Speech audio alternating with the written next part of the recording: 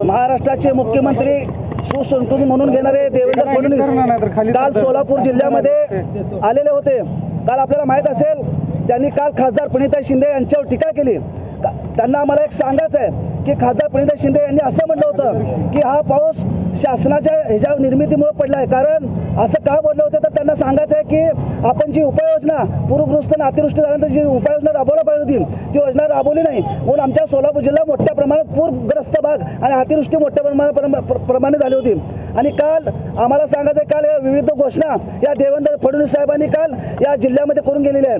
काल त्यांनी सांगितले की 32,000 कोटीचा पॅकेज मी महाराष्ट्राला दिलेलं आहे। त्या 32,000 कोटीमध्ये तुम्हाला सांगतो 10,000 कोटी रस्त्याला दिलेले आहेत आणि 17,000 कोटी रुपये विम्याचे आहेत आणि 6,000 कोटी हे फक्त केंद्र शासनाचे आहेत। त्यांनी एक प्रकारे या शेतकऱ्यांची फसवणूक केली आहे। शेतकऱ्यांना भोपळा देण्याचं काम या फडणवीस सरकारने केले।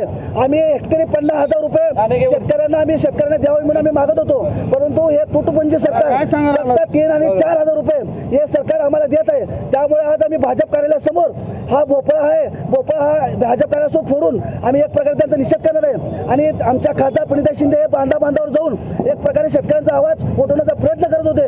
त्यांना एक प्रकारे मिरच्या जोमल्या म्हणून त्या मिरच्या सुद्धा आम्ही या ठिकाणी आणलेल्या आहे। आणि विविध भागात जाऊन देवेंद्र फडणवीस एक गाजराचा पाऊस पडल्यासारखा विविध घोषणा शेतकऱ्यांसाठी करत आहे। याचा निषेध म्हणून आज आम्ही सोलापूर जिल्ह्याच्या भाजप कार्यालयासमोर आम्ही निषेध नोंदवत आहोत। सत्ताधाऱ्यांकडून अशी देखील टीका केली जाते की ज्यावेळेस अतिवृष्टी होती त्यावेळेस खासदार प्रणिता शिंदे या बिहारच्या निवडणुकीचं कामकाज पाहायला गेलं होतं, त्याकडे कसं पाहतात?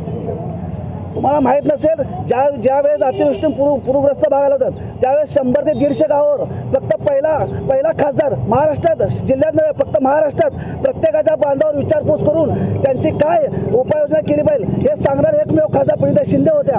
आणि आपल्याला सांगायचं फक्त एक दिवस बिहारच्या निवडणुकीसाठी नाही तर आपल्याला माहिती आहे गेली 2 महिने त्यातला फक्त एक दिवस गेल्यानंतर हे भाजप सरकार ओढत आहे। पण आपण काय मदत करत आहात? देवेंद्र फडणवीस काय देतात? राज्य सरकारने फक्त 0 दिलं आहे, एक प्रकारे भोपळा दिला आहे, शेतकऱ्यांची फसवणूक केलेली आहे। त्यासाठी आम्ही इथं आलो आणि त्यांनी काल अनोख्याने आमच्या खासदारांबद्दल गुदगार काढला की या ठिकाणी इथल्या नेत्या विरोधी पक्षातल्या नेत्या म्हणतात की सरकारमुळे पूर आला आणि त्यांना गेट वेल सून म्हणून त्यांना फुल देण्यात यावं असं त्यांच्या कार्यकर्त्यांनी त्यांनी आवाहन केलं। परंतु महाराष्ट्राचे एक सुसंस्कृत आणि अभ्यासू व्यक्तिमत्व स्वतःला त्यांनी म्हणून घेतात। यांना ह्या घटनेचा मतितार्थच त्यांच्या लक्षात आला नाही की प्रणिता शिंदेने या कशामुळे हे वाक्य वापरलं।